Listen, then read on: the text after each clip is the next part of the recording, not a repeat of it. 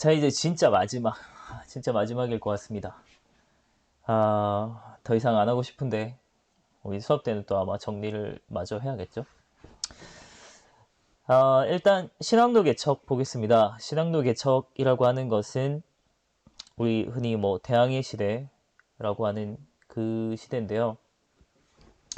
요거 일단 배경부터 보면, 그 향신료나 비단이나 뭐, 면직물이나 이런 것들, 동방의 산물이라고 하죠. 그런 것들이 굉장히 값비싸게 들어왔습니다. 그럴 수밖에 없었던 것이 이제 요 지중해 요 신학로가 개척되기 이전에 유럽 무역의 중심은 지중해였단 말이죠.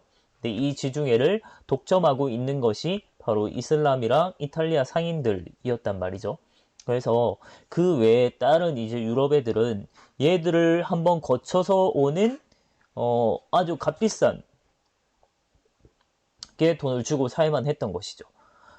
특히나 이제 향신료라고 하는 것은 제가 수업 때도 얘기했지만, 육식을 주로 하는 이 유럽인들에게 이 고기에게 맛을 아주 냄새도 없애주고요. 맛도 좋게 할 뿐더러, 그리고 보관하는데도 또 굉장히 중요했던 것이 바로 이 향신료죠. 그래서 블랙골드라고 얘기했었습니다. 그러니까 지금 후추는 뭐, 저 후추 정말 좋아하는데, 막 뿌리거든요. 막 뿌리는데, 요 당시에는 금보다 더 비쌌습니다. 그래서 블랙골드라고. 그래서 그럴 정도로 굉장히 값비쌌거든요. 근데 그 이익을 얘들이 독점하고 있는 상황이었는데, 그렇게 이제 독점하고 있던 상황에서, 항해술이랑 조선술도 발달했고요. 그리고 나침반 이런 것들이 이제, 이 중국으로부터 막 들어오게 되는 거죠.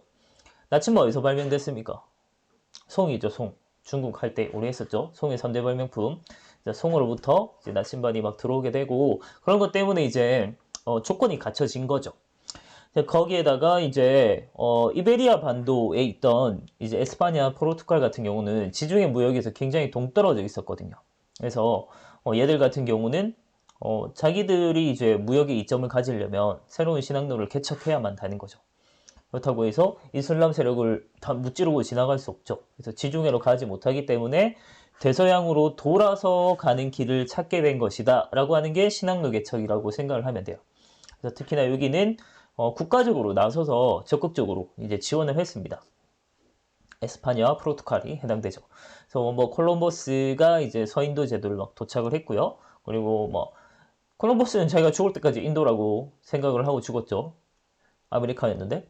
그리고 바스코다가마, 그리고 세인도 항로를 개척했고요. 마젤란은 네, 마젤란이 이제 세계 일주를 완성했다. 마젤란이 한 게 아니고요. 마젤란 일행이 했습니다. 마젤란은 필리핀 원주민들하고 싸우다가 죽었어요. 그래서 나머지 부하들이 같은 이제 일행들이 결국 돌아오게 되면서 일주를 완성시켰습니다. 제가 수업 때도 얘기했는데 처음에 이제 아프리카 이제 남쪽에 처음 봉우리 발견했을 때 희망봉이라고 하죠. 발견했을 때가 1488년쯤이었다고 해요. 그러니까 조선으로 치면 성종 때거든요. 그러니까 우리 조선 초기에 막 왕권 강화하고 뭔가 좀 제도를 갖춰가고 있을 때 얘들은 신항로 개척을 하고 있었던 거죠. 막 점령하고 그런 활동을 하고 있었습니다. 그 다음 신항로 개척의 결과 새로운 작물이 유입됩니다. 그래서 동방의 향신료 이거 얻으려고 한 거죠. 그리고 비단, 뭐 면직물, 그리고 아메리카에서 설탕, 뭐 담배, 감자, 옥수수 이런 것들이 들어오게 됐고요. 특히나 이제 유럽에서 굉장히 유럽의 식생활을 먹고 살고 하고 굉장히 중요했던 것이 감자와 옥수수입니다. 감자와 옥수수는 아주 척박한 이 유럽 땅에서도 굉장히 잘 자랐고요. 그래서 유럽에 있어서 굉장히 중요했던 건 저는 감자랑 옥수수였다라는 생각을 합니다. 그러면서 생활이 풍요로워지고 경제는 비약적으로 발전을 하게 됩니다. 물론 전체적으로 경제 규모가 커진 것은 사실이지만 사실 이 당시에는 상인들이나 뭐 무역에 종사하는 사람들은 굉장히 이익을 많이 얻었겠지만 어쩌면 일반 사람들은 더 살기 힘들어졌을지도 몰라요. 왜냐하면 우리 요 다음에 볼게 아메리카에서 은이 대량으로 유입됩니다. 이거 질문 많이 하더라고요. 은이 대량으로 유입됐는데 왜 물가가 폭등했느냐? 요 우리 2학년 때 사회 배운 거 생각해 보면 됩니다. 물가라는 거 기억날 거예요. 인플레이션. 은이 대량으로 유입이 됐어요. 근데 이 당시에 이제 화폐는 은본이제라고 은이 이제 화폐 이제 어, 단위가 되거든요. 은이. 그래서 은이 많이 들어오게 되면 은으로 이제 거래하던 화폐 가치가 떨어지게 되는 거죠. 그렇게 되면 당연히 물가는 상승하게 될 거고요. 근데 이것이 이제 엄청 혁명적인 변화가 나타났다라고 해서 가격혁명이라고 불릴 정도로 굉장히 물가가 폭등하게 돼요. 그만큼 아메리카에서 은이나 금이나 이런 것들이 아주 대량으로 들어오게 됐다는 것입니다. 그건 뭐 물론 당연히 약탈한 것이죠. 그렇게 해서 막 물가 폭등이 일어났고요. 하지만 유럽의 전체적인 규모는 굉장히 발달하게 돼요. 상공업이나 자본주의 발달의 발판도 마련하고 하는 게 바로 이때라고 보면 됩니다. 그래서 유럽의 무역 중심지가 지중해에서 대서양으로 옮겨가게 됐고요. 그 유럽의 뭐 금융업, 상공업 이런 것들이 엄청나게 획기적으로 발달하는 시기입니다. 그리고 근대적인 기업, 이때 주식회사라고 하는 게 벌써부터 막 등장을 해요. 그래서 자본주의 발달의 발판이 이때 거의 다 마련이 됐고, 이때 이제 가지고 있던 약탈하고 막 식민지 경영하고 하면서 점점점 유럽이 경제적으로 엄청 커져가는 시기라고 보면 됩니다. 자, 이 시기를 유럽은 굉장히 중요한 역사로 다루겠죠. 자기들은.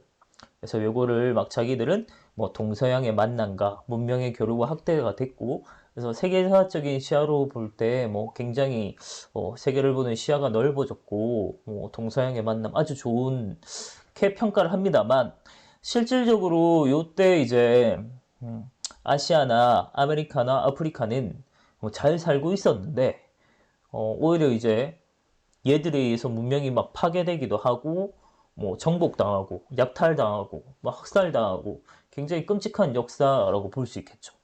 자기들이 생각할 때는 좋은 만남이지만 유럽 애들이 이들에게 만남은 너무나도 끔찍한 거죠. 특히 이제 아프리카나 아메리카 같은 경우는 너무나도 끔찍했죠. 아메리카는 뭐 아즈텍이라든지 아니면 뭐 잉카라든지 여러 문명들이 막 다 파괴되고 사라지기도 했고요. 많은 사람들이 학살당하기도 했고, 그리고 아프리카는 특히나 많은 사람들이 노예로 끌려가게 됐죠. 그래서 노예 해안이 존재할 정도로 굉장히 노예로 많이 끌려가게 됐고요. 그래서 이제 우리 아메리카나 뭐 유럽이나 뭐 아메리카 이런 데 보면 흑인들 많잖아요. 그런 것들은 사실 이때 아프리카에서 많은 노예를 끌고 가서 막 플랜테이션이죠. 그래서 그런 농업들을 막 하게 되거든요. 뭐 동남아시아도 마찬가지죠. 아시아나 이런 지역에 플랜테이션 이런 것들 농업이 많이 생기면서 원주민들 막 엄청나게 노동 착취당하는, 아직도 플랜테이션 막 이루어지잖아요. 그래서 그런 것들이 이때부터 출발하게 됩니다. 엄청난 문제점을 몰고 온 거죠, 사실은. 그래서 그 플랜테이션 농업을 하는 게 당시 원주민들이 뭐 살기에 막 굉장히 풍족해졌나요? 자기들 농사 지어가지고 뭐 와우 유럽의 선진물을 받아가지고 우리 아주 살만해졌어 이런 거 아니잖아요. 그래서 굉장히 노동 착취당하고 경제적으로 오히려 더 힘들어지고 잘 살고 있었는데, 그래서 그런 게 나타난 게 바로 신학로 개척의 결과라고 생각을 하면 되겠습니다. 그래서 역사적으로 분명히 중요한 사실이지만, 그리고 유럽의 입장에서 봤을 때는 너무나도 엄청난 발견이죠. 근데 사실은 발견 아니잖아요. 원래 잘 살고 있었는데 지들이 발견한 거고 몰랐다가 발견한 거지. 이미 사람들이 잘 살고 있었는데 그걸 이제 점령해 간 것이죠. 우리는 그런 관점에서 한번 생각해 봐야 되지 않을까라는 생각을 하고요. 그 다음 절대왕정. 이제 마무리입니다. 이제 중세, 이제 신중심, 교회 중심 이런 것들이 무너지고 교황도 완전히 권위가 떨어지게 됐죠. 그런 과정에서 이제 절대왕정이라고 하는 것이 등장을 하는데, 말 그대로 이제 왕권이 엄청나게 강력하다. 강력한 국왕 중심의 정치 체제다. 이런 걸 이제 절대왕정이라고 합니다. 그걸 이제, 이론적으로 좀 뒷받침해줬던 것이 왕권 신수설이라고 하는 거고요. 이거는 왕의 권력은 신으로부터 부여받았다라고 자신의 이제 왕권을 정당화시키는 그런 이론이라고 생각을 하면 됩니다. 그리고 실질적으로 이 절대 왕권을 누리는데 굉장히 중요했던 것은 관료제랑 상비군이거든요. 이 관료제는 말 그대로 자기의 충성스러운 신하, 자기 밑에 바로 밑에 관리들 생각을 하면 되고요. 그러니까 기존의 귀족들이나 이런 애들을 정치에서 배제하고 요 관료들 중심으로 자신을 믿고 따르는 충성스러운 이제 신하들을 거느리게 된 것이고요. 그리고 또 군대, 무력이 필요하잖아요. 그래서 만들어진 게 바로 상비군, 항상 준비된 군대란 뜻입니다. 상비군으로 무력도 같이 갖추게 되면서 정치와 군사 이걸 다 독점하게 되니까 군주가 엄청나게 강력해지는 거겠죠. 근데 이거 두 개를 유지하려면 돈이 굉장히 많이 필요로 했어요. 그래서 나온 것이 바로 중상주의인데, 요거는 우리 앞서 봤던 이제 중세 막 도시가 생겨나고 상공이 발달하면서 새롭게 막 성장하는 시민 세력이 있다고 했잖아요. 주로 이제 상공업 계열 시민들입니다. 부르주아라고 하는 이 새로운 시민층. 이런 사람들이 자신들의 이제 산업이나 뭐 무역이나 이런 이점을 살리기 위해서는 이거 국내 산업을 좀 보호하고 그럴 필요가 있거든요. 그리고 자신의 권리들을 막 자기들이 성장하게 되면서 권리들을 막 요구하게 되는데, 그걸 이제 권리들을 인정해주고 자기는 재정적인 지원을 받고 이렇게 하면서 서로 윈윈이 됐던 것이 바로 절대군주와 이 신흥 시민 세력들이 결탁을 하게 된 겁니다. 그래서 신흥 시민 세력은 이 절대군주들에게 재정적인 지원을 해주고, 절대군주들은 얘들을 보호해주면서 이제 정책적으로 막 보호해주고, 그리고 새로운 이제 얘들한테 필요한 권리들을 막 나눠주는 것이죠. 그런 식으로 이제 봉건 세력을 배제하고 얘들과 결탁하게 됩니다. 그러면서 상공 시민층들이 더 막 성장하게 되는 것이죠. 그걸 이제 중상주의라고 합니다. 말 그대로 상업을 중시하는 정책이라는 것인데, 뭐 일종의 이제 국가에서 강력하게 이제 국내 산업을 육성하는 그런 정책도 하고요. 그래서 보호무역 이런 것도 막 하게 되고, 국가가 막 상업을 되게 통제하고 이끌어가는 이런 형태를 이제 중상주의라고 합니다. 군대가 발달 안 하고요. 그리고 이제 서유럽의 절대주의랑 동유럽의 절대주의는 조금 성향이 다르게 나타나요. 그러니까 서유럽은 동유럽보다는 훨씬 더 진보한 상태예요. 그러니까 사회가 좀 발달돼 있는 상태입니다. 그러니까 상공 시민층들도 많이 성장을 했고, 빨리 이제 좀 산업이나 이런 것도 좀 발달한 상태여서 여기에서 이제 절대적인 왕권을 누리는 왕들이 막 존재한 상태였다면, 동유럽의 절대주의는 우리 수업 때도 얘기했지만, 동유럽은 서유럽에 비해서 훨씬 좀 후진적이었어요. 그래서 여전히 좀 낙후된 이런 상황이었고, 그리고 아직 상공시민층 뭐 이런 것들이 성장하지 못하고 아직 봉건 세력이 강하게 남아있는 상황에서 뭔가 개혁을 하고 사회를 바꾸고 이런 것들이 상공시민층들이 막 주도해서 바꾸는 게 아니고 군주가 직접 나서서 막 그걸 계몽군주라고 하죠. 깨어있는 군주. 그래서 계몽군주가 직접 나서서 개혁을 주도하는 형태로 나타납니다. 그래서 그건 이제 계몽절대주의라고 얘기를 하거든요. 그래서 서유럽과 동유럽은 성향이 좀 다르게 나타났다. 그거는 사회 발전 정도에 달려있다라고 생각을 하면 됩니다. 그래서 대표적인 인물들을 좀 보면 서유럽에서는 에스파냐, 스페인이죠. 그래서 펠리페 2세가 무적함대, 축구 좋아하는 애들 많이 들어갔을 거예요. 그래서 무적함대로 지중해 무역권을 막 장악하면서 굉장히 번성하게 됩니다. 이 신학로 개척에 먼저 선구자들이잖아요. 그래서 먼저 잘 나가고 있었는데 이걸 깨트렸던 인물이 바로 엘리자베스 1세죠. 난 영국과 결혼했다. 뭐 그런 인물인데 사실은 남자 많았습니다. 그래서 무적함대 격파 후에 시상권 장악하고 동인도 회사, 뭐 일종의 이제 식민지 경영하는 국영회사라고 생각을 하면 돼요.